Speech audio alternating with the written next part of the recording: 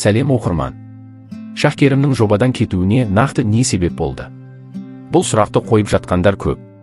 Өзі 8 жыл бойы жанын салып еңбек еткен жобадан аяқ астынан кетуі кездейсоқ шешім емес. Бұл жай ғана өзімен өзі кетті дейтін жағдайға ұқсамайды.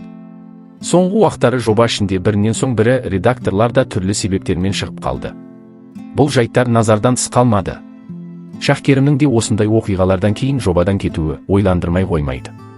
Иә, көпшілік байқағандай, соңғы уақытта Шах пен Камиланың арасындағы арақатынас өзгергені байқалады. Бұрын екеуі жақын араласып, жобада да, жеке өмірде де бір-бірін қолдап жүрген сияқты еді. Алайда бүгінде әлеуметтік желіден де, өмірден де алыстап кеткені көрініп тұр. Камиланың Шахпен түскен фотоларын өшіріп, бір-біріне жазылмағаны да көп сұрақ тудырып жатыр.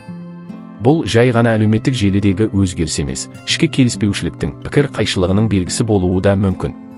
Жоба ішінде орын үшін күрес, кей адамдардың ықпалы, шынайы достықты көлеңкеде қалдырып жатқаны өкінішті. Әркім өз жолымен жүріп жатқан шығар, бірақ сырттай бақылап отырған жанкүйерлер үшін бұл бәрібір ауыр көрініс. Шах пен Камила туралы түрлі пікірлер айтылып жатыр. Бірі шындыққа жақын, бірі жай ғана жорамал. Уақыт өте келе бәрі анықталар. Бірақ бір нәрсе анық, халықтың көз алдында жүрген тұлғалар үшін әр әрекет маңызды. Сыйластық пен адалдық ешқашан сәннен шықпауы керек. Кез келген жағдайдың екі жағы болады. Бәріміз сырттан қарап өзімізше тұжырым жасаймыз, бірақ ішкі шындықты тек сол оқиғаның ішінде болған адамдар ғана нақты біледі.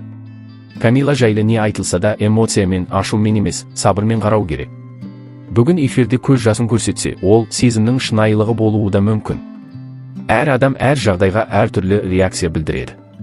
Шах пен арадағы қарым-қатынас, отписка, фотоларды өшіру, бұл да ішкі жараның белгісі шығар. Біз бәрін сырттай бағалаймыз. Бірақ біреуді актриса Наглая деп атамас бұрын, өзіміздің сөзімізге де жауапкершілікпен қарағанымыз жөн. Ертең жағдай басқаша ашылса, ұят болмай ма? Ақиқат уақыттың еншісінде. Бұған дейінгі видеоларымда да айтқан болатынмын. Бұл жағдайға белгілі бір редактордың тікелей қатысы бар. Бұл жайында Құндыз да тікелей эфирлерінде ашық айтып жүр. Демек, бұл жай ғана ішкі командадағы ретсіздік емес, әлдекімдердің ықпалы, ықтимал қысымда болуы мүмкін. Мүмкін Шахкерімнің Қытайға жасап жүрген бизнес сапарлары, жобадан тыс істері кейбіреулерге ұнамаған болар. Соңғы кезде жиі сапарда жүргені де байқалды. Бірақ оның өзі де бұл жайында шындықты ашып, бейнебаян жүктеп, бәрін өз аузымен баяндаған еді. Шындық бәрібір жарыққа шығады. Уақыт бәрін орнына қояды. Ал Шахкерімнің өзі нағыз шындықты, өзі бейнебаян жүктеп жазған болатын. Көрейік, негізі жоба жұмыстарынан 2 ай бұрын алшақтаған едім. Бүгін бұл шешімді ресми түрде жариялап отырмын. Егер жобаның ғұмырын адам өміріне ұқсатсақ, оны өмірге әкелдік, өсірдік, аяққа тұрғыздық. Осы кезеңдердің барлығында да басы-қасында болдым. Ендігі кезеңдер менсіз жалғасады. Жаңа жолда сәттілік тілеп, жылы лебіздеріңізді, арнауларыңызды сұраймын.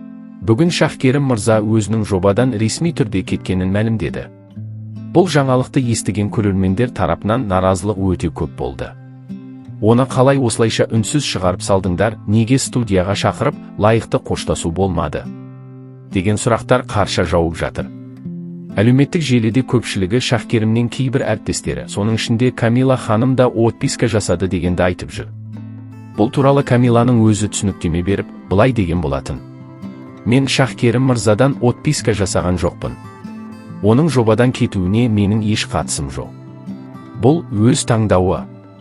Басқа ақпарат бере алмаймын, өйткені адамды ренжітіп алмауға тырысып отырмын. Өтініш, мені бұл мәселеге тарта бермеңіздер.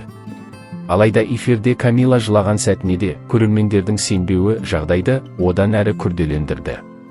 Көпшілік оның айтқандарын өтірік деп қабылдап, эмоциясына күмән келтірді.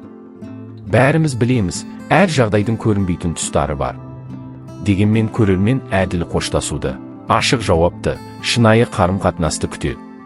Бұл жайттың артында не жатқанын нақты бір адам ғана біледі. Ал біз тек сырттан бақылап, өз бағамызды беріп отырмыз.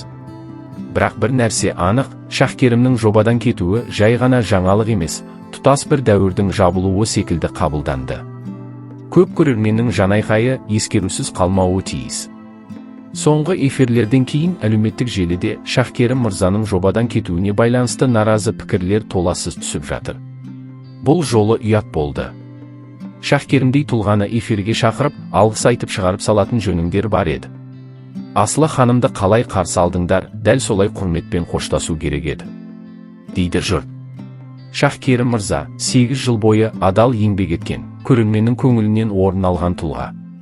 Оның эфирдегі орны, айтқан ойы, жастарға бағыт-бағдар беруі көпшілікке үлгі болды.